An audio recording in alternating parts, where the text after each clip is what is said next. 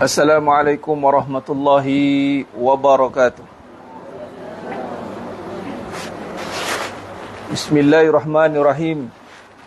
Innal hamdalillah nahmaduhu wa nasta'inuhu wa nastaghfiruh wa na'udzu billahi min shururi anfusina wa min sayyiati a'malina. May yahdihillahu fala mudhillalah wa may yudlil fala hadiyalah.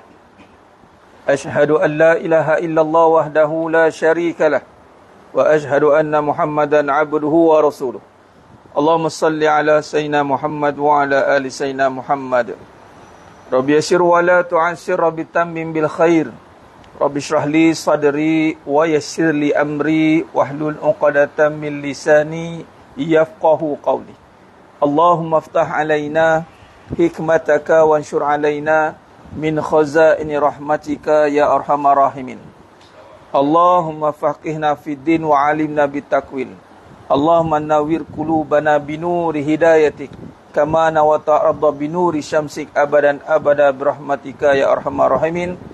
Wala haula wala quwwata illa billahil aliyil azim wala manja minallah illa ilaih, amma ba'du. Ayyuhal mu'minun ittaqullah. Usikum wa iyaya bittaqwallah faqad fazal muttaqun. Sidang jemaah yang dimuliakan Allah Subhanahu wa taala, mudah-mudahan kita semua tergolong dalam golongan hamba-hamba yang benar-benar bersyukur. Amin ya rabbal alamin. Cuba tengok belakang whiteboard. Belakang whiteboard.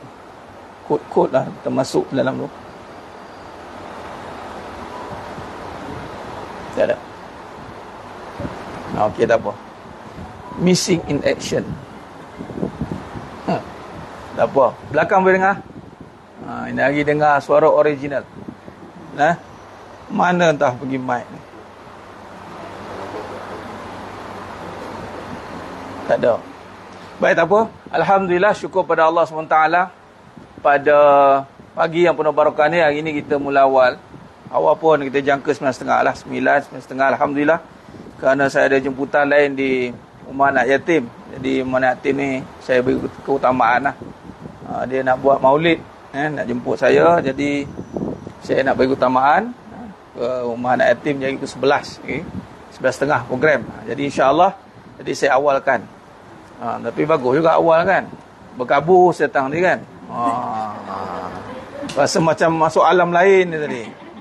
Alam di sebalik mata kan. Kalau awal lagi sikit lagi kabus lagi. Jadi Alhamdulillah, syukur pada Allah SWT pada pagi yang penuh barakah ni dapat lagi kita mulazamah, kita melazimi. Ini perkara yang paling susah nak buat adalah untuk melazimkan ataupun mengistiqamah. Kita nak mulazamah satu-satu amalan, apatah lagi amalan itu bersifat fardu, kewajipan.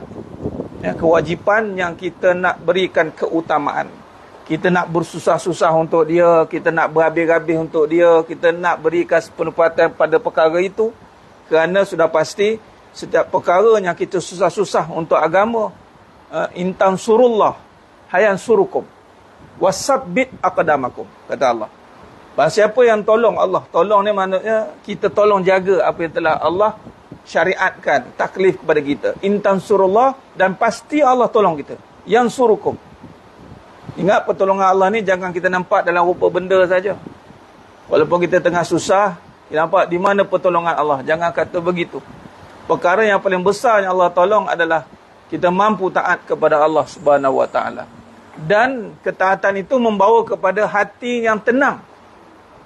Hati yang tenang, tidak siapa pun boleh tolong. Tak ada siapa boleh tolong.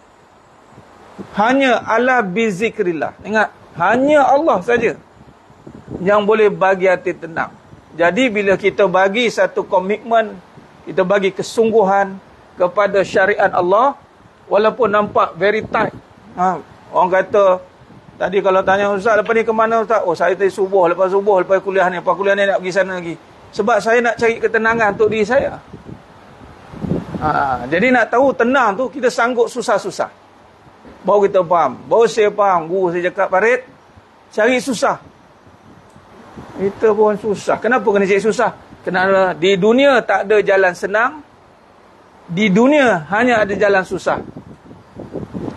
Siapa yang mencari jalan senang, dia akan jumpa susah, malah resah. Ingat, siapa yang mencari jalan susah, susah ni untuk apa? Untuk dunia? Tidak, untuk Allah. Maka dia akan jumpa jalan tenang. Bila jalan tenang ni, barulah kita boleh hadapi kesusahan dunia ni. Tenang menghadapi segala kemelut konspirasi, kemelut provokasi, benda-benda yang perkara yang boleh menghilangkan tumpuan kepada kita dalam untuk kita mengemudi kehidupan ini. Yang kita nak pastikan hidup kita ada satu output ataupun satu manfaat. Sebagai isteri nak jadi isteri yang bermanfaat, sebagai suami, suami yang bermanfaat, sebagai anak, anak yang bermanfaat. Tak ada lain tidak bukan. Dia kena menempuh dan dia kena mesti melalui jalan tenang. Dia tak ada jalan senang. Dia tak ada senang-senang je. Tak ada. Walaupun orang kata semuanya dunia ni susah. Tetapi bila dia nak senang, dia faham gini. Ni bila hikmah kita ngaji tauhid ni. Bila kita mendalami tentang tauhid ni, kita selalu mendalami, kita yatafakkarun, kita berfikir tentang kebesaran Allah. Antara perkara yang Allah bagi hikmah di dalam berkata-kata. Nah, ramai orang faham dunia ni susah, lalu dia nak senang. Lalu dia sanggup bersusah-susah untuk mendapat kesenangan dunia. Walhal bila kita nampak dia dah senang, kita tanya balik, dia masih susah lagi. Hey, susah ni kau ingat aku masih senang? Dulu susah nak ada kan, sekarang susah nak jaga pula. Oh, nak maintenance, high maintenance. Oh, bukan senang. Kita ingat ada duit, senang dah. Tak, susah. Maksud, jalan senang tak ada kat dunia ni. Not existing. And not real. Mata'ul ghurur. Siapa tengok dunia ni senang, mata'ul ghurur. Kalau tipu hidup-hidup. Jadi, sebenarnya kita bukan nak senang. Jangan niatkan nak senang. Tapi nak tenang. Jadi nak tenang, kena susah. Tu cara dia. Sebab baru kita boleh differentiate. Boleh kita buat perbezaan. Aku ni tenang ke? Bau. Nak tahu tenang, dia sanggup susah. Sebab orang yang tidak memiliki ketenangan, dia tak nak bersusah-susah. Dia rimas. Last sekali dia burn out. Dia susah untuk diri dia, untuk dunia, okey. Itu pun dia ada maksimum. Dia ada exit limit. Dia letak work under pressure lebih sikit, dia akan boom, meletup. Last sekali dia tak boleh buat apa. Tapi kalau kita niat nak tenang, orang nampak nguruh rumah, nguruh anak, orang kau ni kan tak rehat ke? Lepas tu dia jawab, inilah aku rehat. Pening orang kata. Tak boleh cakap lah dengan dia ni. Tak boleh cakap lah dengan dia ni. Pening cakap dengan dia. Sebab apa? Sebab rehat kita tu ibadat tu. Ulang-alik, buat itu, buat ini. Dan di sini kita akan nampak production, productivity. Rehat bila? Mati. Bila nak rehat? Bila mati nanti. Amboi, kau cakap. Kan? Sejak bila cakap begini? Sejak Jumenjak ni. Sejak Jumenjak ni lah. Katanya. Ingat aku mati akan jadi lemah semangat. Kita ambil inspirasi bagaimana saudara kita di Palestin, di Gaza, semangat berhadapan dengan musuh. Walaupun dalam keadaan ketiadaan dengan apa saja, putus bekalan api, putus bekalan air, sumber asas tau. Tak boleh bawa apa? Palestin ikat kepala tu. Jadi kat sini kita nampak bahawasanya bila kita lagi sekali kita sanggup bersusah-susah untuk jalan Allah, terutama mujahadah menuntut ilmu, saya cukup yakin bahawa pertolongan Allah akan sampai dengan yang pertama sekali sampai kita merasai ketenangan. Santai, dia tenang je. Dan ini adalah modal yang paling besar yang kita kena miliki di dunia ini. Dan barang siapa yang Allah anugerahkan ketenangan itu, dinamakan Al-Jannatu Ajilah, syurga yang diawalkan. Bagaimana nak pastikan dia dalam keadaan tenang? Dia sanggup bersusah-susah.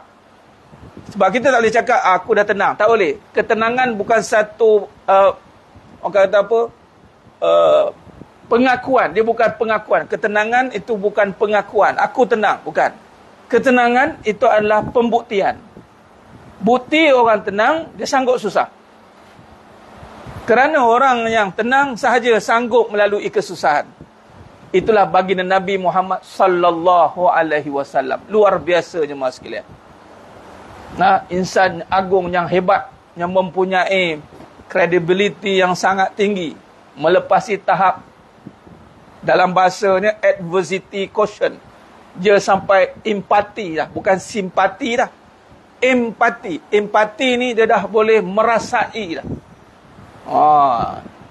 Dihujani dengan tomahan 13 tahun di pulau. Kita memulau, memboikot. Nabi diboikot. Saya semalam kelas dengan Dr. Zul, orientalis di dalam Al-Quran. Sangat menarik. Nanti ada masa ini lagi tak sempat. Saya nak bentangkan mana perjalanan orientalis ni.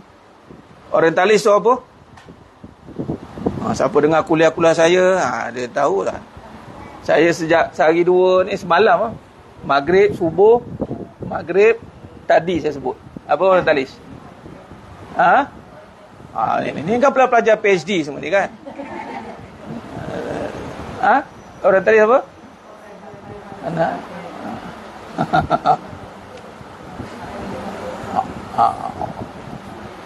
Okay, boleh buat apa tuan tadi 300 patah perkataan. Tahu-tahu lah kita dapat assignment dah. Samit. Jenuh. Orientalism, ya ini orang kafir, orang barat yang melakukan kajian tentang Islam dari sudut Al-Quran dan ketimuran kajian. Yang mana dalam perbahasan orientalis ni, dalam fasa sekarang ni fasa American century, dia Europe century, kolonial, kemudian fasa Pope, kemudian fasa yang pertama fasa musuh John of Damascus, kemudian Peter Venerable, kemudian kolonial, kemudian yang kolonial yang masuk empire Islam Melaka jatuh, kolonial ni nak mengukuhkan pentadbiran Britain, Europe century, kemudian berlakunya revolusi Perancis, jatuhnya France, kemudian Amerika sekarang zaman American century. Dan American century pun Dr. Zul kata kemungkinan akan berakhir. American century. Dan dalam American century, mereka sebenarnya tidak akan jalankan operasi memulau kita. Dia akan ada kontroversi ke apa? Tak ada kan? Dia sebut American century, sabar tu, jangan nak ni. Kalau ikutkan, ingat, tengok kita sekarang boikot kan? Nabi diboikot. Yang setakat yang kena boikot Nabi. 13 tahun Nabi diboikot, tapi Nabi still stand. Nabi memang luar biasa, stand dan tetap melakukan perjuangan. Kalau ikutkan apa yang dikaji, mereka adalah demokrasi. Dia akan merge. Mereka akan masuk bekerjasama dengan kita. Mereka tak akan lawan. Kalau pulau ni, kalau kita di pulau, kita akan bangkit. Kita akan lawan. Mereka dah ambil pengajaran ketika fasa kolonial. Lawan Aceh tak boleh. Lepas Melaka jatuh, Kesultanan Melaka, kemudian Aceh. Mereka lawan Aceh puluh-puluh tahun, 30 tahun tak silap, tak tumbang-tumbang. Lain sekali mereka terpaksa lantik orientalis barat. Orientalis ni namanya dalam bahasa nama kafir dia panjang nama dia, tapi dia guna nama Islam Abdul Ghaffar. Dia pergi kat Mekah mengaji 8 tahun, sehinggalah dia pun mahir dalam qiraat, mahir dalam bahasa Arab, mahir, dan dia bila datang dilantik, dihantar ke Aceh jadi mufti. Jadi mufti. Antara perkara yang dibagi tahu pada Britain waktu tu, berhenti berperang. Jangan berperang. Bagi apa yang mereka nak. Kalau nak pergi haji, bagi duit. Bagi segala keperluan mereka. Tengok. Mereka sesekali takkan konfront dengan kita. Ingat, American Century ini, dalam konsep koloni, dalam konsep orientalis, dia tidak akan konfront dengan kita.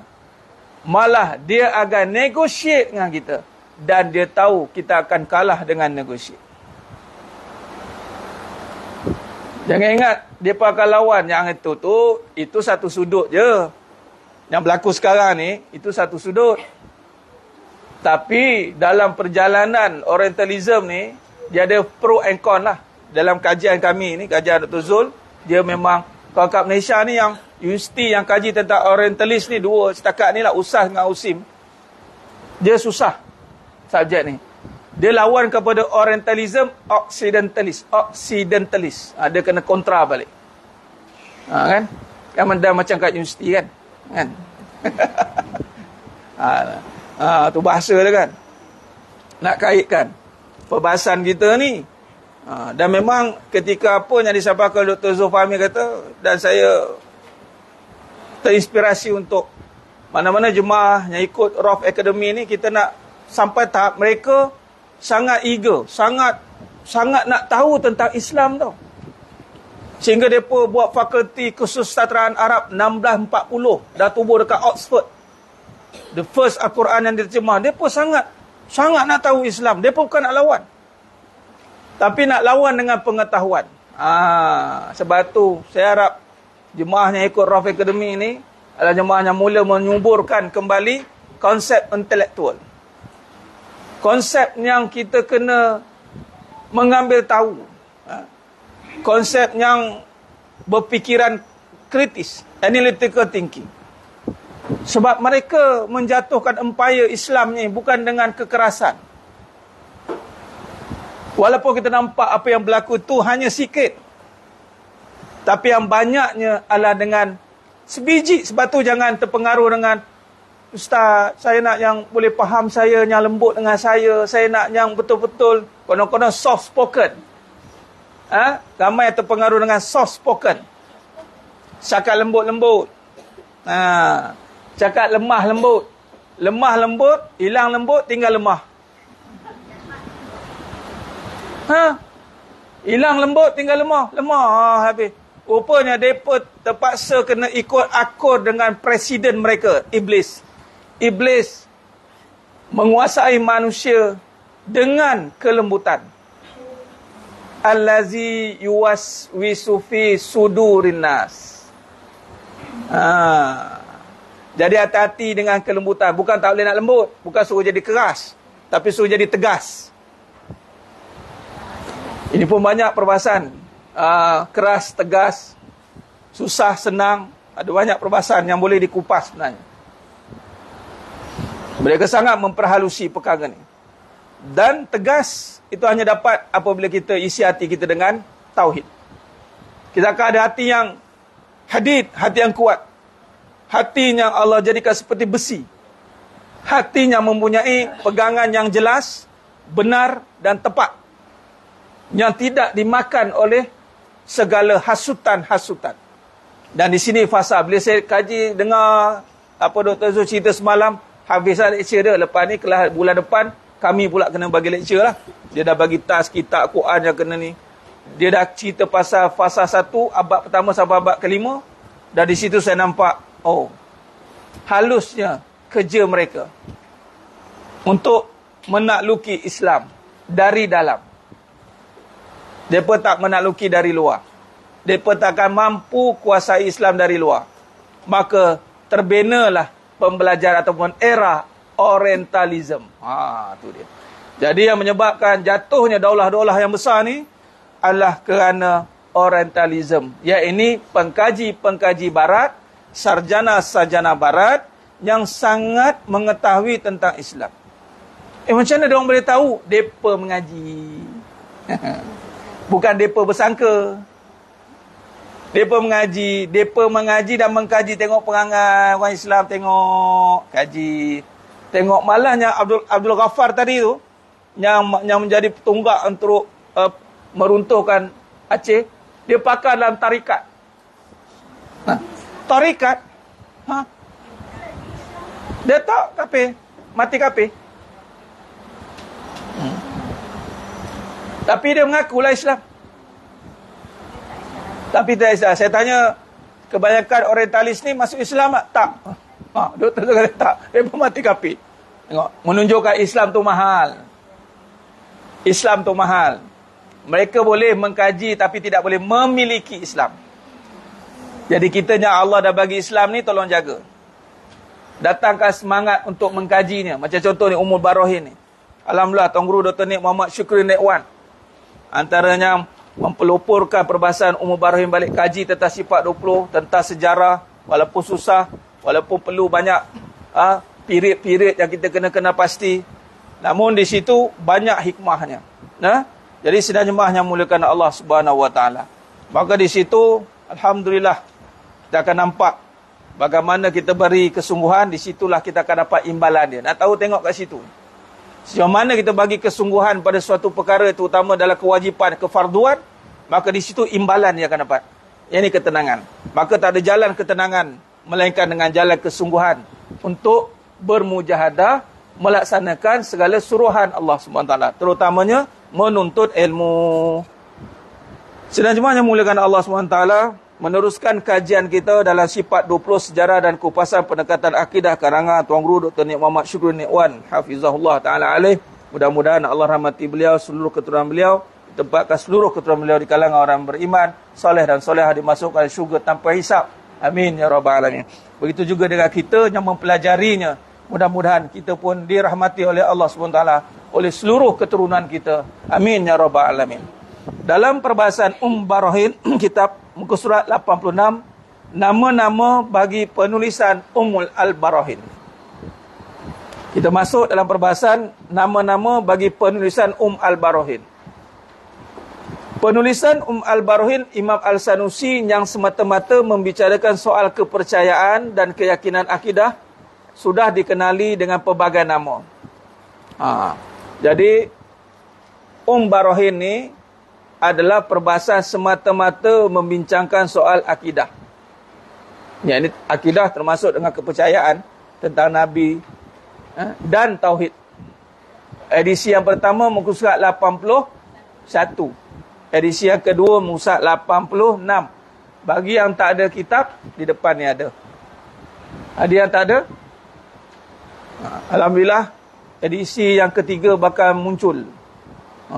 Edisi yang pertama keluar, yang edisi yang kedua yang ada kata pengantar. Dah baca tak kata pengantar tu? Ada baca tak? Senang-senang baca. Kata pengantar. Kalau yang edisi pertama tak dapat lah. Kata edisi pertama tak ada kata pengantar daripada Datuk Dr. Afifi Al-Akiti tu. Afifi Al-Akiti. Itu pun kata pengantar tu menggambarkan perjalanan tauhid. Kalau tak ada, boleh dapatkan daripada ada snap, ambil gambar. Okey. Jadi soal kepercayaan dan keyakinan akidah sudah dikenali dengan pelbagai nama. Mana Barahin ni bukan saja Al-Barahin, tapi dikenali dengan pelbagai nama. Sekurang-kurangnya terdapat 9 nama yang sedia maklum. Ada 9 nama lain bagi Al-Barahin. Antaranya termasuklah sifat 20. Jadi kitab kita ni Tuan Guru guna sifat 20. Sifat 20 juga adalah nama lain bagi Barahin. Kemudian ilm al-tauhid, ilmu tauhid, ilm al-tauhid, ilm usul, ilmu usul atau usuluddin. Usuluddin nama juga lain bagi Barahin. Ilm al-aqaid, ilmu aqaid, simpulan akidah, akidah simpulan.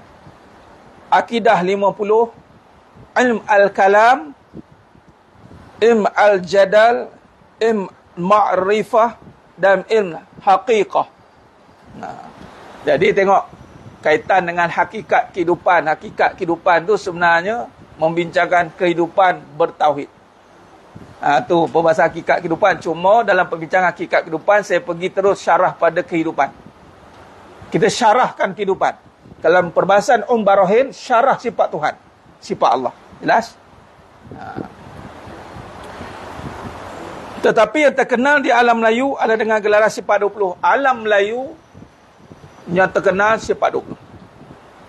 Kadang-kala disebut juga dengan usul, ringkasan daripada perkataan usul al-din, ilmu usul.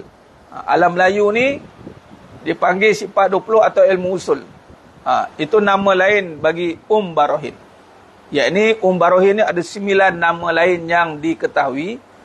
Kalau di Nusantara ini dikenali dengan sifat 20 atau ilmu usul. Yakni ringkasan daripada usuluddin. Usul ni apa? Ilmu asas. Asas kepada agama. Tuan Guru, yakni penulisan tersebut menggunakan Tuan Guru Dr. Nia Muhammad Syukri gunakan sifat 20 dah, tajuk ni sifat 20 ni. Jadi penulisan tersebut dikenali dengan nama sifat 20 kerana perbahasan utama dalam al-Barahin adalah mengenai batasan 20 sifat ketuhanan Allah SWT yang wajib dipercayai oleh setiap Muslim mukallaf pada peringkat yang minimum tentang akidah ketuhanan. Belakang boleh dengar? Boleh? Kalau tak dengar 3 kali Jumaat. Bila dia cakap 3 kali Jumaat jalan. Ini lagi mic missing in action. Mana pergi tak? Malah ada program ada buat tahlil. Genap setahun arwah atuk meninggal. Ni baru setahun meninggal. Genap setahun almarhum Tuan Haji Kahari Kardi. Jadi semalam panggil orang masjid. Doa selamat sikit. Doa tahlil. Dan semua keluarga datang. Alhamdulillah. Harta yang dimanfaatkan. Tak sampai setahun meninggal. Cucu je. Ikutkan bukan dalam perancangan tapi dalam takdir Allah Ta'ala itu. Sebab ni saya dah ceritakan, ni semua buat dengan keringat dia. Ni arwah atuk saya ni bertukang sendiri. Semua dia, ini saya tutup lah ni sebab saya ikon. Ni awan larat ni awan larat ni. Dia tukar sendiri ni. Datang dulu dekat Ansing. Datang naik basikal, naik motor, datang sini. Waktu ni hutan banat orang panggil. Tak ada apa, jim tendang. Buat. Jadi dengan usaha keringat tu, lebih 50 tahun lah rumah ni. Lebih. Kayu ni masih okey. Jadi kalau kita itulah usaha hasil kita buat kalau sungguh. Dengan ada niat yang betul, nak bagi perlindungan tempat teduh untuk ahli keluarga, ya Allah kekalkan. Dan tempat Anjung depan ni, atuk saya tak boleh mengajar tajwid. Tempat Anjung ni tempat mengajar ni. Duduk sini mengajar. Orang kampung panggil wak kari. Mengajar tajwid. Dan arwah atuk saya dengan ilmu usul lah. Sifat 20 ni. Cuma dia tak cerita detail lah. Di antara perkara yang kata tak guna solat katanya. Kalau dalam hati ada hasad. Tak guna solat, bukan tak guna solat jangan solat. Jadi solat tu tak berguna, rugi. Tak guna solat kalau dalam hati ada hasad. Habis. Hasad, iri. Iri ni bila tengok nikmat orang lain, iri. Baik.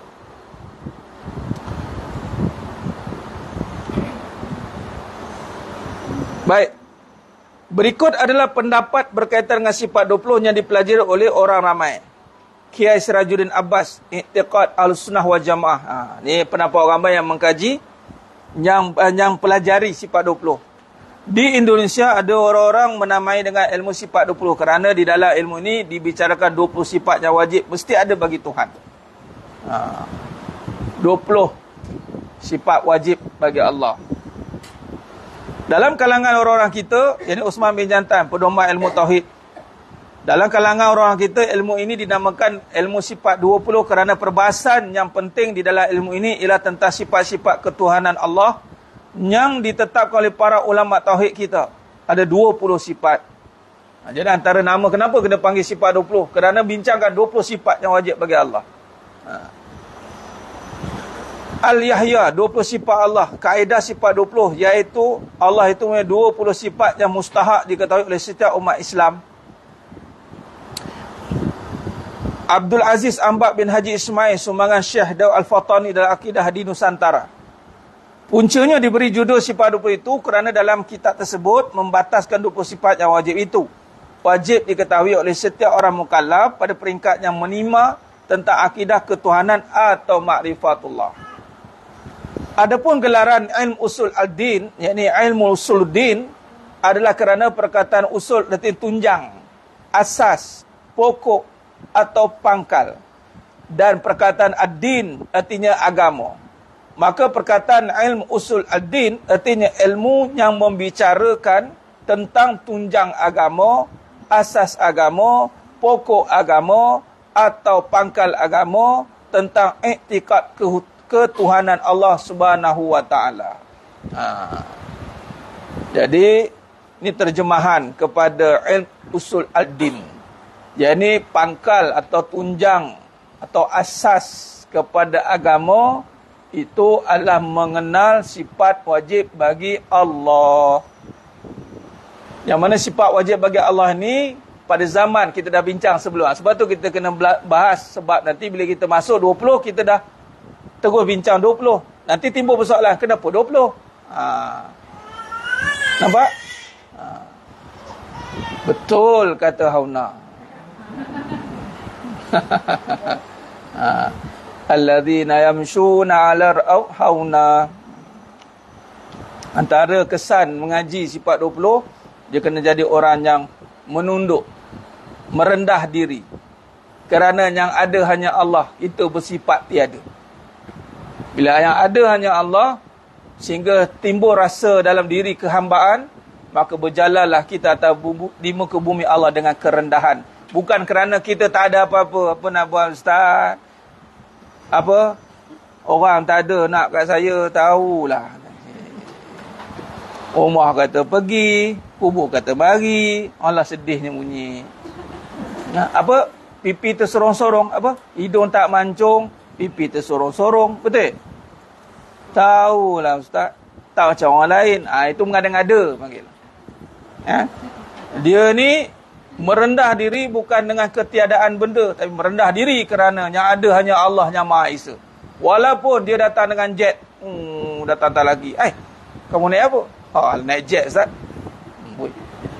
Bawalah apa jadah pun. Apa jadah pun. Naik kata Bugatti ke, timbang kati ke, lambung gini ke, lambung tinggi ke. Bawa tak kisah. Ada aku heran. Dia sendiri bawa pun dia tak heran. Itu yang kita nak.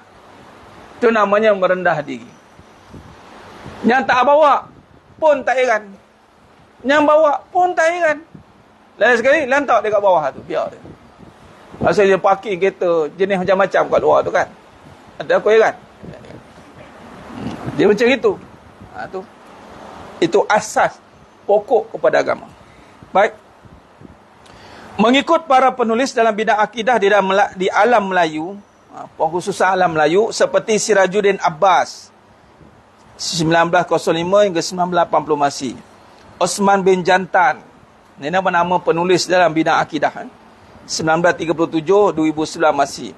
Abdul Aziz Omar Ahmad dan Nurain Abu dinamakan dengan ilmu usul al-din kerana ilmu ini membahaskan dan menerangkan perkara-perkara yang berkaitan dengan perkara pokok dalam Islam, antaranya soal-soal i'tiqad, iman atau kepercayaan yang menjadi pokok agama, iaitu sifat-sifat yang berkaitan ketuhanan.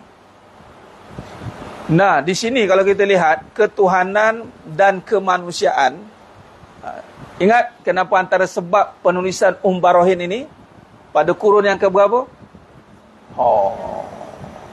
Dah boleh dah tu. Kurun yang ke-9, era Empire. Dah tanya era pula dah. Ni tambah pula ni Ustaz. Era Empire Uthmaniyah. Waktu tu keadaan umat Islam ni, kata Imam As-Sanusi ni, katakan kita kaji balik, berlakunya pencampuran antara apa? Laki dan perempuan. Bukan. Pencampuran falsafah dan akidah. Falsafah dan akidah, kerana pada waktu itu bila Islam berkembang, maka adanya yang daripada fahaman Yunani, Greek yang masuk Islam. Mereka kadang terbawa dengan konsep falsafah kemanusiaan. Jadi ilmu akidah adalah ketuhanan.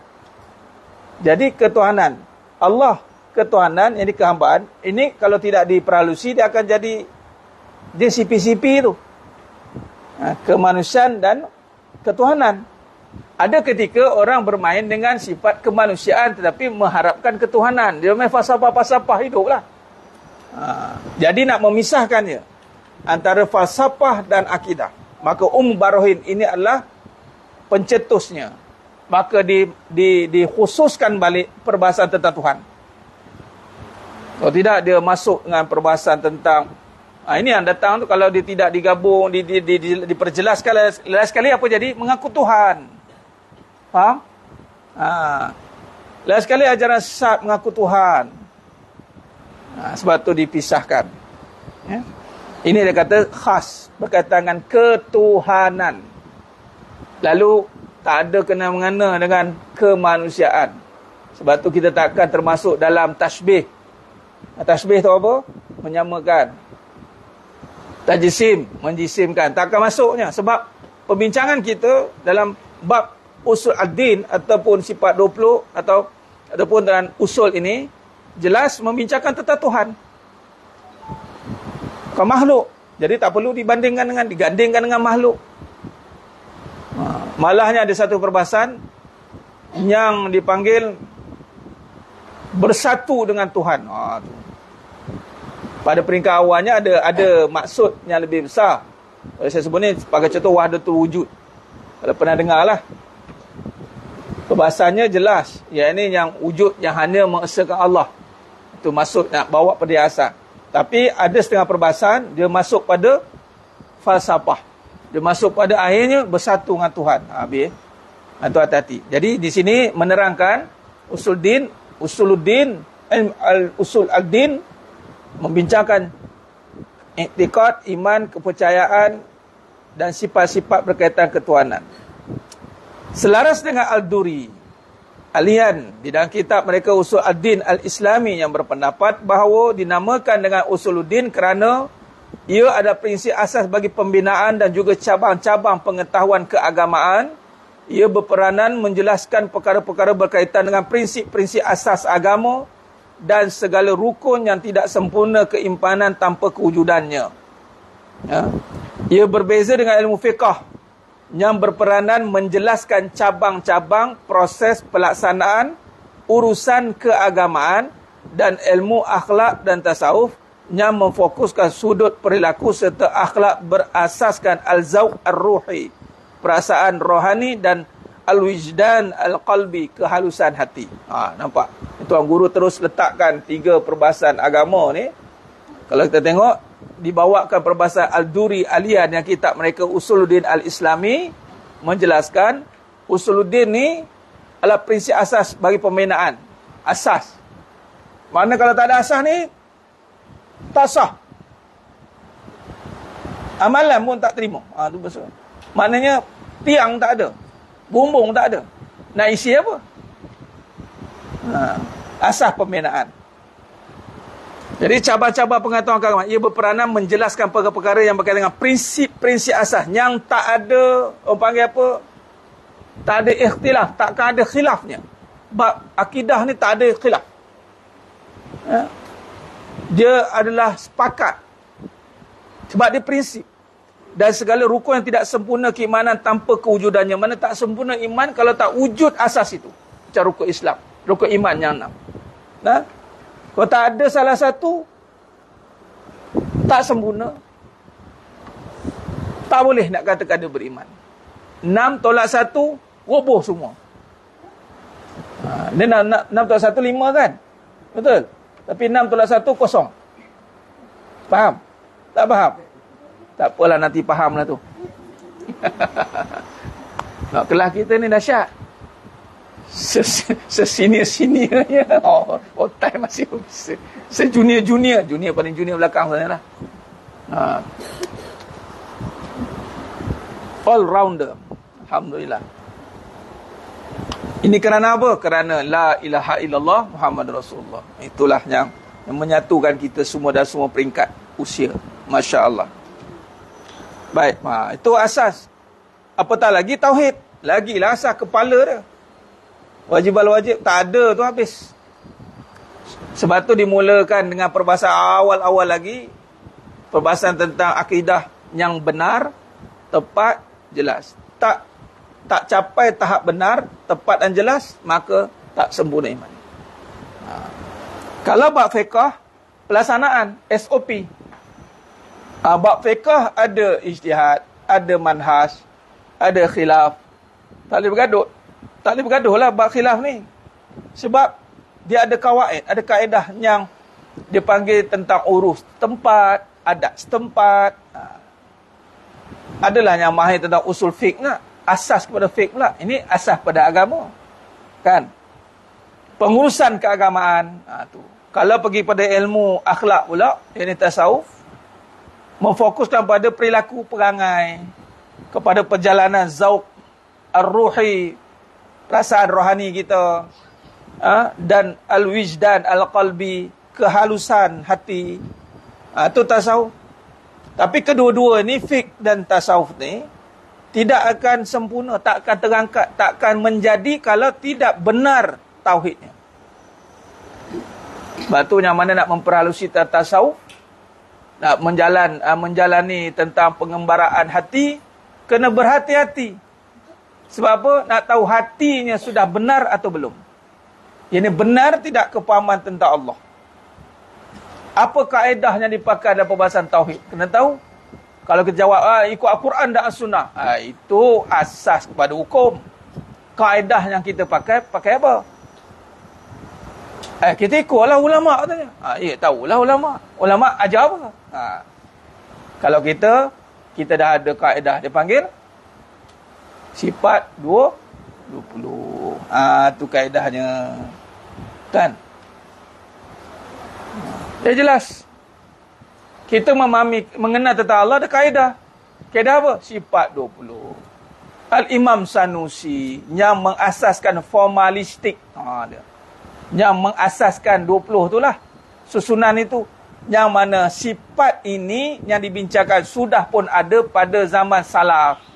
Salaf ni apa? Yang mutaqaddimin. Zaman-zaman awal, kurun terawal. Nabi, sahabat, tabi'in, atba' tabi'in. Yang dibincangkan ada ketikanya 300 hijrah, ada kata 500, itu kurun qarni, kurun yang terbaik. Bermaksud sifat wajib bagi Allah itu telah pun dibincangkan pada zaman salaf, zaman mutaqaddimin. Namun kita berada di zaman mana sekarang? Kita ada berapa zaman? Zaman berzaman, Ustaz. Dalam bab akidah dia ada perbincangan dua je, zaman salaf dan khalaf. Zaman salaf, zaman khalaf. Zaman khalaf ini yang mutaakhirin, yang terkemudian, yang terkemudian selepasnya. Itulah Asy'ariyah, Al-Imam Asy'ari ni hidup zaman khalaf. Yang menggabungkan khalaf ini, menggabungkan perbahasan nakli, apa nakli? Al-Quran dan akli, akal. Dia moderate. Adapun zaman salaf itu nakli, Quran dan hadis. Nakli, nun qaf lam ya, nakli, naqal. Kerana apa? Kerana waktu itu tiada lagi wujud perbahasan tentang sifat Tuhan. Tak wujud lagi perbahasan. Bukan sifat tu tak wujud. Kena faham ya? Sifat dah wujud, perbahasan tidak wujud. Kenapa tidak dibahaskan? Kerana pada fasa itu, fasanya mafhum. Datang naik apa Ustaz? Naik kereta. Okey. Tak ada naik kereta. Kereta tayar dia petak ke bulat? Tak pernah dengar kereta tu bentuk dia macam mana? Nampak? Itu maksudnya ada perbahasan. Dia panggil takwil. Takwil ada makna yang perlu diperjelaskan kerana pada fasa ini, kita sekarang zaman ni, zaman yang dah terdedah dengan pemikiran. Zaman yang ada padanya, bila Islam telah melebar luas, maka masuknya orang-orang Islam dari kalangan yang punya background Yunani, Europe, Rom, Greek. Nah, azan dah. Ini hati kat Mekah ni. Azan Mekah ke azan mana? Azan Mekah. Okey, baik. Nah, jadi nama-nama. Jadi di sini kita dah faham ada 9 nama bagi Barohin. Bagi kita di Nusantara, alam Melayu, nama yang terpakai yang biasa pakai itu adalah sifat 20 atau usul. Yang diambil pada Usuluddin. Okey. Dan di sini kita bincangkan apa itu Usuluddin. Dibincangkan di sini. Asas-asas kefahaman, pegangan, i'tiqad, kepercayaan yang membahaskan tentang sifat-sifat ketuhanan. Okey, baik. Jadi terus sambung sikit dalam perbahasan muka 89. Jadi kita muka apa? 84. Kitab-kitab warisan sifat 20. Di sini terus pakai nama sifat 20. Bermaksud kalau nama sifat 20 ni adalah nama lain bagi al-Barohin. Sebab di Nusantara, di alam Melayu terkenal dengan sifat 20. Sifat 20 ni kenapa? Kerana membincangkan 20 sifat itu.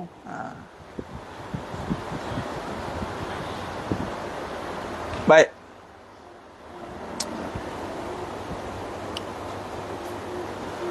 Kaedah tu penting sebab kaedah ni lah yang menyampaikan kita kepada maksud dia. Contoh, nak makan nasi. Kan? Macam mana makan nasi? Saya berpegang terus kepada beras jati Malaysia. Kau ni. Saya berpegang terus kepada, dia pergi pegang pada beras, sumber dia kan. Apa kaedah masak?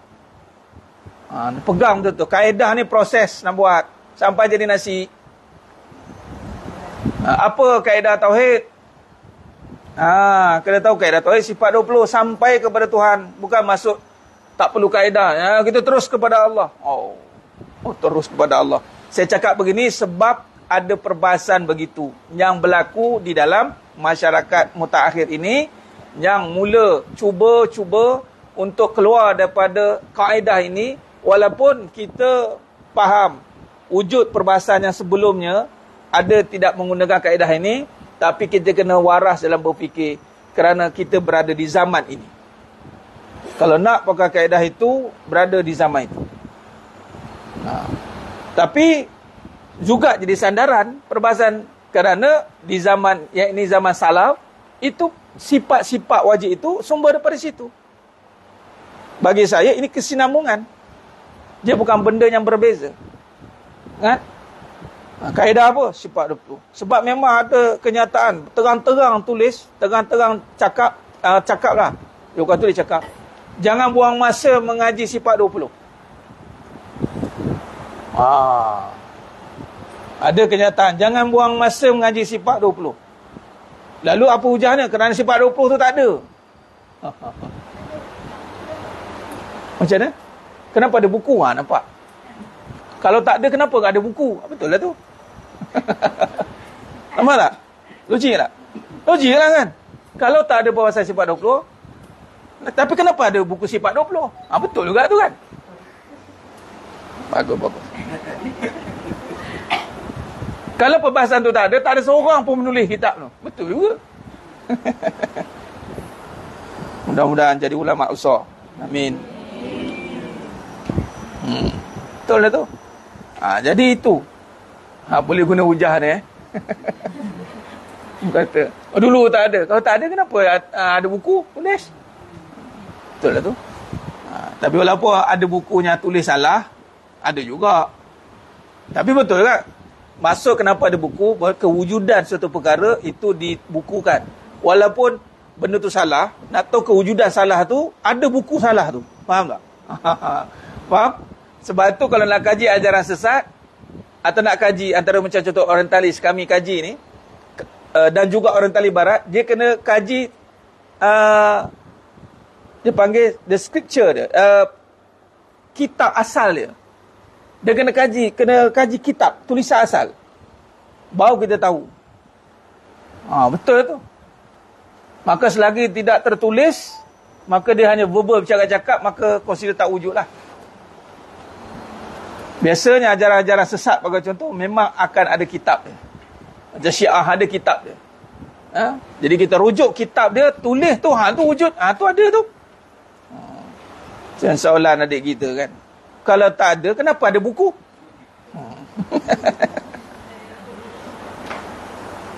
Kalau kamu kata ajaran sesat tu tak ada, kenapa ada buku ajaran sesat? Mana kamu memang ada ajaran sesat. Jadi mana kitab dia?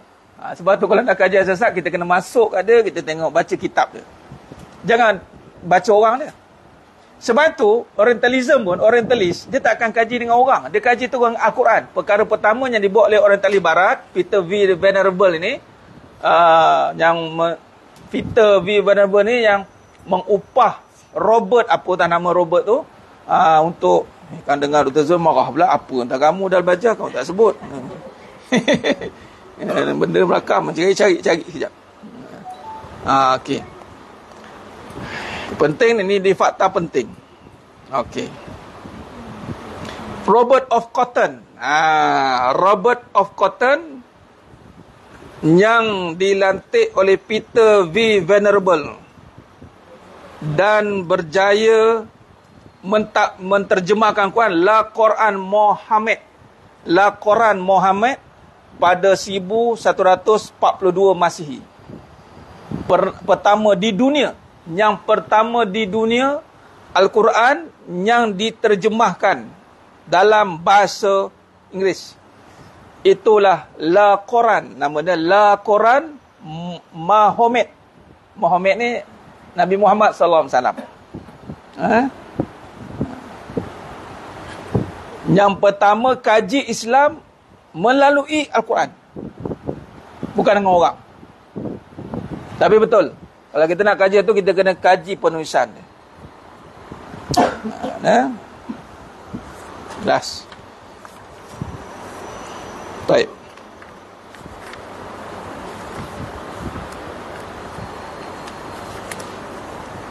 Maka kewujudan kitab-kitab warisan separuh 20 adalah kesambungan daripada terjemahan Al-Barohin, Robert of Cotton. Robert of Cotton. Bukan apa ni kan nak menjawab exam ni. Robert of Cotton. Benda-benda poin-poin penting ni. 1142 Masihi. Yang menyuruh tulis apa? Yang menyuruh tulis, yang menulis, yang menterjemahkan Robert of Cotton. Peter Venerable. Venerable. Venerable. Bunyi Peter Venerable. Asal bunyi belbel belakang lu ke Ustaz. Venerable. Venerable. Orang France. Prancis. Ya. Sebab waktu tu Europe, France ni yang dia dominan era lu. Sebelum sekarang ni American Century. Setelah Revolusi Prancis.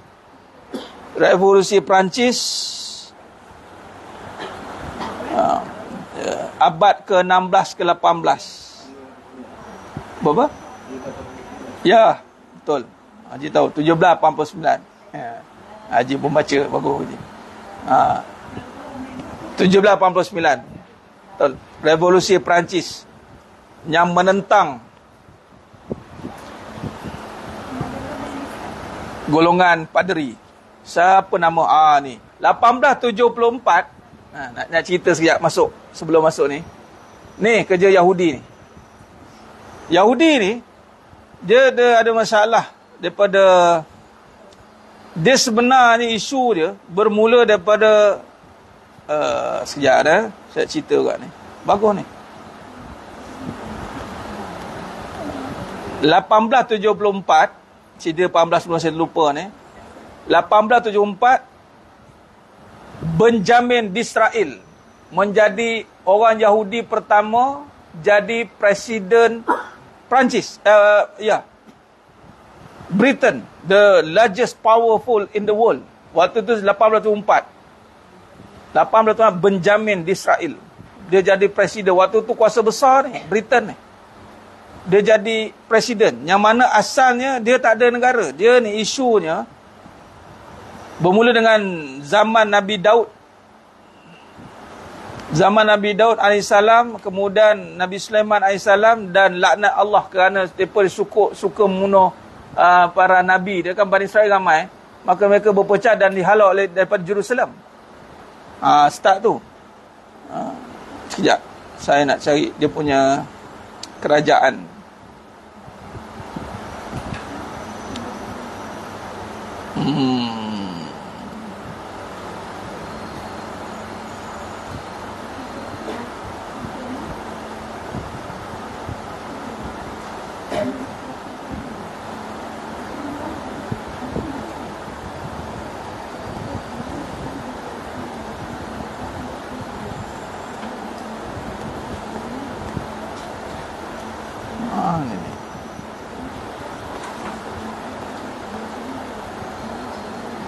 Okey.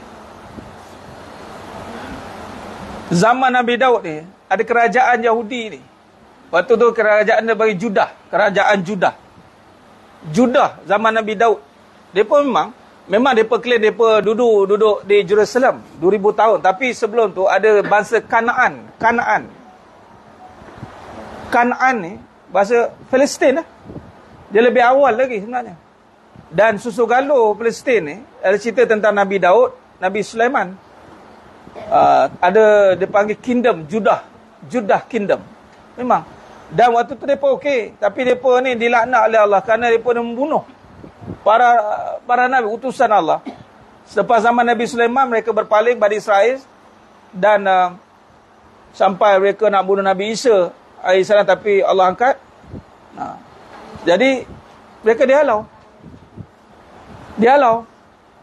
Start tu keluar daripada Jerusalem. Dan mereka tak ada tempat. Yang pertama menerima mereka ni Eropah, Europe.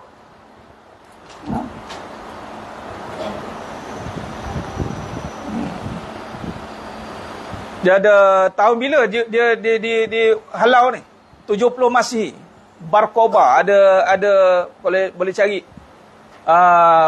pemberontakan Bar Kokhba. Bukan Bar Kokhba yang ikat kepala tu. Itu apa? Bar Kokhba juga kan. Bos itu Bar Kokhba diusir daripada Jerusalem. Bar Kokhba ni peristiwa yang menyebabkan Yahudi sekarang tak ada tempat. Dia kena halau keluar daripada Jerusalem tahun 70 Masihi. Dan sebenarnya ni semalam tak ingatkan doktor. Jadi begitu di Malaysia ada komuniti Yahudi satu ketika dahulu. Start daripada 70 Masihi tu, orang Yahudi berkeliaran keluar, tak ada terima.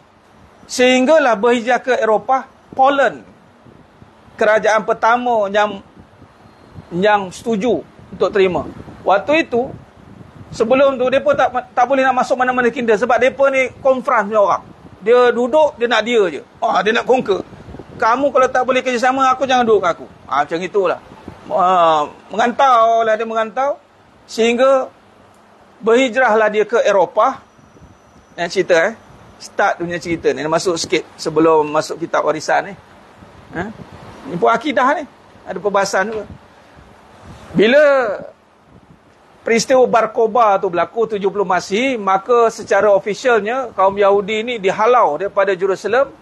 Kemudian bertempiaran ke mana-mana tempat sehingga dekat Malaysia pun pernah ada. Satu ketika dahulu. Lalu yang betul-betul mereka boleh establish ni bila start dia masuk ke Eropah. Dan waktu Eropah ni tengah kuasa besar. Ingat waktu zaman pemerintahan Eropah ni, Great Britain, depan Great Britain, the Golden Age, the Renaissance. Dan antara Eropah ni yang menerima Yahudi ni, Jews ni adalah Poland. Dan Poland ni berjaya mengukuhkan kerajaan dengan depa sehinggalah depa mendapat kerakyatan. Mula-mula masuk je. Tapi depa dah sedar, dah kena negotiate, dah buat bincang, dah buat bergaduh, buat bincang, buat bertenang. Konon-konon lah. Tak tenang pun. Kan? Bincang, akhirnya dapat kesepakatan dengan Poland. Maka terbenalah pemerintahan yang depa boleh mengundi. Sampai tahap waktu revolusi Perancis tu, ni bermula revolusi Perancis, peperangan lah. Tapi cerita 1874, ya, revolusi Perancis dulu, berlakunya revolusi Perancis, dan daripada revolusi Perancis juga mengusulkan kebebasan orang Yahudi. Sehinggalah dianggap bangsa Eropah. Diorang macam mancung hidung kan, orang Yahudi. Tapi dia declare dalam revolusi Perancis, mereka mengusulkan, akhirnya diterima jadi warga Eropah. Dan ketika itu pada tahun 1874, 1789 ni, ada berlaku revolusi France. Waktu tu Yahudi dah masuk dengan Poland semua. Mereka dah masuk-masuk, mereka dah ngam. Kemudian mereka usulkan kebebasan untuk Yahudi untuk berada di Poland tadi, di Europe ni. Akhirnya diterima dan dianggap mereka boleh ada kerakyatan, boleh mengundi. Dan 1874 sejarah dunia telah mencatatkan Benjamin Disraeli nama pun, PM pertama dalam sejarah Britain yang menjadi Perdana Menteri. Waktu itu Britain adalah kuasa besar dunia. Agak-agak apa dia buat? The most powerful waktu itu, kuasa besar tengah era dia. Dia jadi Perdana Menteri. Agak-agak. Dan dia masuk di dalam itu adalah dengan kaedah orientalis. Orang Yahudi di dalam kajian orientalis. Dia bukan masuk-masuk kosong, mas sekalian. Dia mengkaji juga. Dia memahami tentang selok-belok Europe macam mana. Akhirnya dia boleh jadi Perdana Menteri. Bayangkan waktu itu dia dah pegang Britain. Dan Britain dan Amerika itu adalah kena-mengena. Faham? So no wonder lah sekarang Amerika duk support. Okey lah, dah faham dah. Sekarang kita tunggu Imam Mahdi lah. Tu je lah. Tu dia. Itulah sejarah tentang bagaimana kaedah mereka masuk ni. Sebab tu kita kena ada kekuatan iman yang jelas untuk keluar daripada pengaruh ini. Baik jemaah yang mulakan Allah SWT. Nampak? Jadi kita nampak mereka ni, dia tidak tiba-tiba boleh bermaharajalela sekarang ni. Kerana pada 1874 tu, mereka telah menguasai kuasa besar dunia waktu itu. Itulah Britain. Dan bila jatuhnya empayar revolusi Perancis tu 1789, jatuhnya empayar France semua, maka berubah kepada Europe century kepada American century. Sama juga, dia ada kat dua-dua zaman tu. Europe dia dah conquer, dia masuk ke Amerika, dia saling maju lah. Yahudi punya penangan. Tapi ini semua kerana satu, orientalism. Ingat? Dia tak mudah-mudah. Sebab tu mereka takkan serang dengan konfront kita. Mereka akan bersekutu dengan kita. Hati-hati. Nak sekutu dengan cara apa? Lifestyle. Dalam American Century, mereka membawa pendekatan area study. Orientalist study ditukar kepada area study. Kalau pergi universiti panggil area study, dia lebih kepada perkara mana kita nak attack tu, kita kaji dulu dalam-dalam. Dan kita Malaysia ni, ada subjek, kat Malaysia tak ada lagi, tapi Malaysia, dia panggil area study, dia panggil Malaysia Study. Ada di Singapura. Di salah satu institut universiti di Singapura, tajuk Malaysia Study. Jadi dunia kalau nak rujuk tentang Malaysia, dia tak tanya orang Malaysia lahir mana, tinggal mana, minat apa, kamu keturunan mana, tak ada tanya. Dia akan pergi ke universiti sana, dia buka Malaysian Studies, detail ada tentang kita, orang lain kaji pasal kita. Agak-agak untuk apa? Jadi kita kena ambil tahu tentang kita, dengan bermula balik ambil tahu tentang akidah kita. Jangan kita buat tahu jangan. Kita kena be serious dengan perjalanan ilmu ni. Jadi sebab itu, bila saya seronoklah bila masuk orientalis ni, baru saya nampak. Memang saya ini ada benda-benda yang saya doa mas sekalian. Allah bagi. Pertama tentang tauhid ni, nak kaji, dapatlah guru yang boleh ceritakan asal usul. Dapat. Kerana dapat pula yang memang expert. Dr. Zul Fahmin antara expert Occidentalist. Dia mengkaji Orientalism dan memang tak lagi masyhur lagi di Malaysia ni. Memang rare lah. Sebab dia susah nak kaji ni. Dia kena transkrip, dia kena tengok balik di scripture dia. Kena banyak lah. Dan dia berharap, dia kata ustaz semua, kata ustaz semua tu 2 orang lah pelajar dia waktu ni. Dia kita harap lah saya boleh bagi semangat untuk sambung tentang mendalami tentang Orientalism ni. Memang saya boleh tengok balik, memang pun sebab bila kita kaji tentang kehidupan, banyak pahaman-pahaman barat yang masuk dalam hidup kita, berfikir dengan cara barat, kebaratan kan, terutama tentang emosi, tentang spiritual kita, tentang mengurus tekanan hidup. Tanpa sedar, mereka masuk, mereka kaji kita, kekuatan kita kat mana, dia alihkan, dia jauhkan. Dan dia masuk new punya approach. Yang approach ni sebenarnya akan lebih disukai. Kerana dia kenal juga apa yang orang suka. Itu yang dahsyat tu. Suka tepuk-tepuk tangan, okey, bangun, lompat-lompat, okey, ceria semua, dah ceria, dah healing dah. Dah, okey, kita dah release. Amboi, padahal duk mendar, bengkok dalam tu kan. Okey, agak-agak rasa apa lagi? Okey, pegang genggam tangan, okey, pandang langit, jerit kuat-kuat sampai keluar nak tekak. Okey, masuk balik. Dia buat macam itu. Orang suka macam itu. Ataupun kalau hingat sangat, okey duduk Zat, okey relax, tenang. Okey, bayangkan kita berada di satu kawasan. Okey tuan-tuan. Okey, bayangkan kita berada di lautan. Berangan lebih. Memang orang kita suka berangan. Berangan kan free. Berangan je lah kerjanya. Lepas tu pergi jalan, makan angin. Lalu masuk angin. Bila masuk angin, ajak mengaji dah malas. Tengok. Padahal bukan itu cara dia. Tapi mereka tahu kita suka apa. Tak salah lah nak berjalan. Memang suruh pergi berjalan. Melihat kebesaran Allah. Memang ni saya ada tugas ni. Dia suruh, Ustaz, pergi ke Oxford. Saya kena pergi ke Oxford. Pergi ke Britain. Saya kena pergi ni. Pergi tengok manuskrip asal. Ibn Sina ada sana. Ustaz pergi. Ada yang ikut? Mana tahu? Ada tak? Tak ada. Kita buat jejak Orientalism. Kita akan buat. Baik.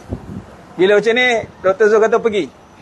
Ustaz akan nampak di mana khazanah kita berada. Dia suruh pergi Europe. Kuasai bahasa Spain, Europe belajar. Saya tak dapat, antara impian saya yang tak tercapai. Nak menguasai bahasa Spain, Europe. Narik. Itulah buat rombongan.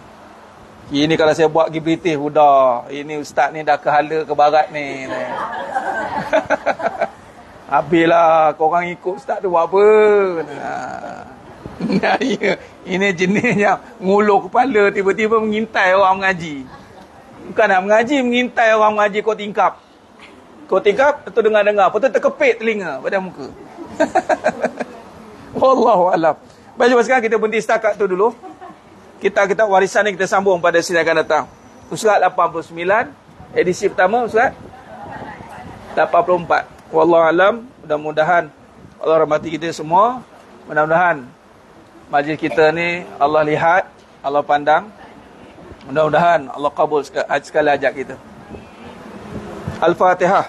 A'udzubillahi minasyaitonirrajim. Bismillahirrahmanirrahim. Alhamdulillahirabbil alamin arrahmanir rahim maliki yaumiddin. Iyyaka na'budu wa iyyaka nasta'in ihdinas siratal mustaqim. Siratal ladzina an'amta 'alaihim ghairil maghdubi 'alaihim waladdallin. Bismillahirrahmanirrahim. Alhamdulillahirabbil alamin wassalatu wassalamu ala asyrafil anbiya'i wal mursalin wa ala alihi wa sahbihi ajma'in. Allahumma zidna ilma wa zukna fahma. Allahumma faqihna fi din wa 'allimna bit-taqwil. Allahumma nawi qulubana binuri hidayatika kama nawata'adha binuri syamsi abadan abada birahmatika ya arhamar rahimin. Allah maftah alaina hikmataka wa anshur alaina min khazain rahmatika ya arhamar rahimin.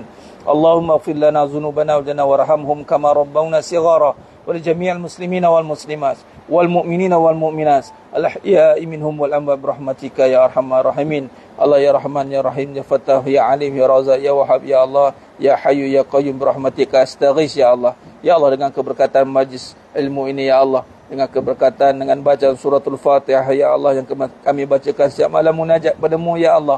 Ya Allah, kabulkan segala hajat kami ya Allah. Hajat-hajat kami dunia dan akhirat ya Allah. Permudahkan segala urusan kami dunia dan akhirat ya Allah. Jika di kalangan kami ada yang sakit ya Allah, keluarga kami yang sakit ya Allah, sembuhkanlah ya Allah. Jika di kalangan kami ada yang susah ya Allah, permudahkanlah ya Allah. Jika di kalangan kami, di keluarga kami ada sempit rezekinya ya Allah, lapangkan selapang-lapangnya ya Allah. Ya Allah ya Tuhan kami ya Allah, selamatkan kami daripada segala bentuk fitnah akhir zaman ni, fitnah hidup dan fitnah mati ya Allah. Selamatkan kami daripada azab siksa neraka-Mu ya Allah. Ya Allah, masukkan kami, ahli keluarga kami seluruh ya Allah, saudara kami, sahabat andai kami, ahli talaki kami ya Allah, ke dalam syurga-Mu firdausi tanpa hisab ya Allah. Rabbana atina fid dunya hasanah wa fil akhirati hasanah wa qina azabannar. Wa sallallahu ala sayyidina Muhammad wa ala alihi wa sahbihi wasallam. Walhamdulillahirabbil alamin. Tangguh dengan tasbih kafarah dan suratul Asr. Subhanakallahumma wa bihamdik asyhadu an la ilaha illa anta astaghfiruka wa atubu ilaik. Bismillahirrahmanirrahim. Wal 'asr. Innal insana lafi khusr illa alladhina amanu wa 'amilus solihat wa tawassaw bil haqq wa tawassaw bis sabr. Wallahu a'lam bisawab. Takbir. Allahu akbar.